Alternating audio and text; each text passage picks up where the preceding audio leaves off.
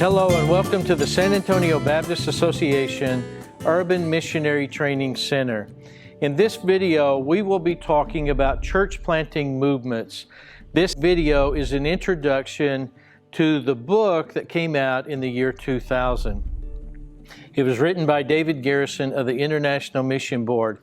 I'd like to share with you my journey along the way in reference to what is taught in this book. I remember the first time I heard this material explained is a culmination of study worldwide of church planting movements. Many of the questions that were asked were questions like, where is God at work? How can we better understand what He is doing? How can we understand what He is blessing? This book, I believe, is a compilation written several decades ago of looking at where God is at work and better seeking to understand what He's doing. My journey with this material, as with so many other people who have served as cross-cultural missionaries, has been over a several decade long journey. Looking at this book, the purpose of this series is to take a close look at church planting movements. Even though church planting movements have been occurring for decades, there are still many people who are unfamiliar with them.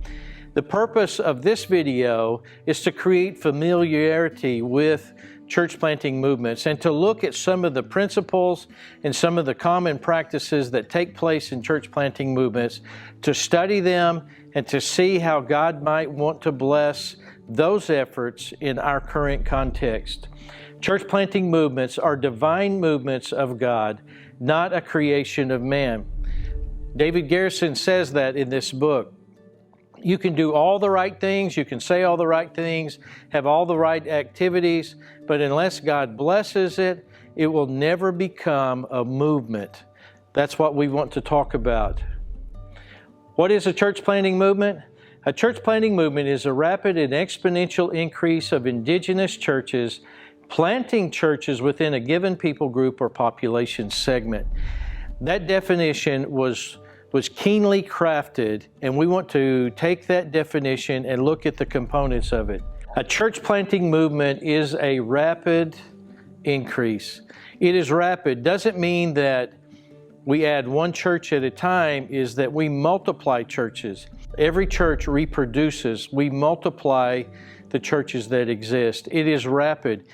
And it is also exponential increase, meaning it is not addition, it is multiplication. It is churches multiplying. 2 churches become 4, become 8, become 16, become 32. It multiplies quickly. It is rapid and exponential in its growth. Another component of a church planting movement is that it is indigenous. This is very key in a movement taking place. Indigeneity is very important. What indigeneity means, it is heart language, it is culture, it is context. Reaching people within their own context is vitally important.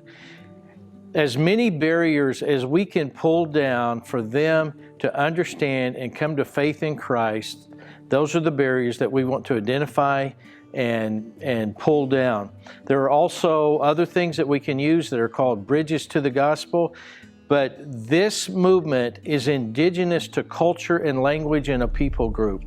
It is churches planting churches. Those indigenous churches that are planted become the planters of new churches. It may take a missionary or some outside person to get the movement going, but once it gets going, it is the indigenous churches that plant other churches among their own people. They have the language, they have the culture, they have the understanding of their own people, and they become the best church planters. It is also within a given people group or population segment. A church planting movement is within a given people group or population segment. This takes place in a group of people who have a lot of things in common. They have common language, common culture, common ways of living. They may be low income or they may be the very rich, but they have commonalities among themselves that make the gospel easy to go from person to house to family to whatever it is. The more barriers that we ask people to jump over or to run through to get to the gospel, the more problems we have, the more resistance to the gospel we have. People want to receive Christ within their own people group, among those people who make them feel who they are. Church planting movements are not a revival among pre-existing churches. Church planting movements is not a church becoming excited once again about God. It's not a renewal within that existing church. It is not an increase in the number of churches. For example, if we have 10 churches in an association and over a period of time they multiply to 15, that's an addition, that's adding 5. But if those 10 become 500 in the same period of time, then we begin to have a movement. A church planting movement is not an end in itself. A church planting movement is not the end of everything. That's not the goal. The goal is to see men and women, boys and girls come to faith in Christ, be discipled, and begin to live out their new life in Christ in their cultural context. Church planting movements are divine movements of God, not a creation of man. The New Testament church model is this: and suddenly there came from heaven a noise like a violent rushing wind, and it filled the whole house where they were sitting. This is the day the new church, the New Testament church, was birthed. They were in the upper room. They were in a house. New Testament church model, Acts chapter 8. But Paul began ravaging the church, entering house after house. I think this is a very interesting video because when Paul was persecuting the church, where did he find the church? He found the church in a home, from house to house. When there was no public temple to go worship at, they worshiped in homes. It was the most reproducible indigenous way to express your faith with other people, was to be in a home. Acts chapter 12, New Testament model. And when Peter realized this, he went to the house of Mary, the mother of John, who was always also called Mark, where many were gathered together and were praying.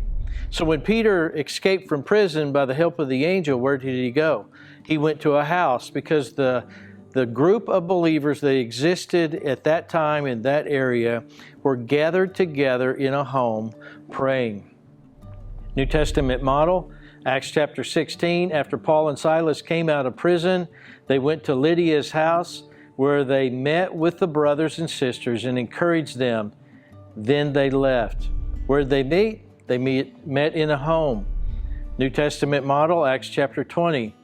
How I did not shrink, this is Paul speaking, how I did not shrink from declaring to you anything that was profitable, and teaching you publicly and from house to house. Where was the New Testament church in the book of Acts? It was found in the house. New Testament model, Acts chapter 16. Greet Priscilla and Aquila, my fellow workers in Christ Jesus, and also greet the church that is in their house.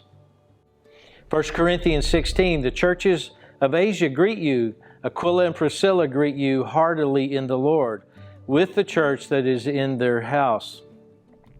And we continue to see that in Colossians chapter 4. Greet the brethren that are in Laodicea and also Nympha and the church that is in her house. Philemon chapter 1, we see that the church is also in the house. There are certain characteristics about church planting movements. They are indigenous, but they are also divine movements of God, not a creation of man. We want to make that emphasis that this is a movement of God. The purpose of this series, we'll have several other videos beyond this video. The purpose of this series is to take a close look at church planting movements. Even though church planting movements have been occurring for decades, many people are familiar with them, many people have been involved in them. They've been taking place for quite some time. But still, people are not familiar with church planting movements, nor are they familiar with the principles of church planting movements, what God has blessed over time, and that is the purpose of this series. We want to study where God has been at work and what He is doing so that we might be more discerning to follow His activity. Thank you for watching this video of the Urban Missionary Training Center. We hope that you finish this series of videos, and there are many others also that you can watch. We will see you at the next video.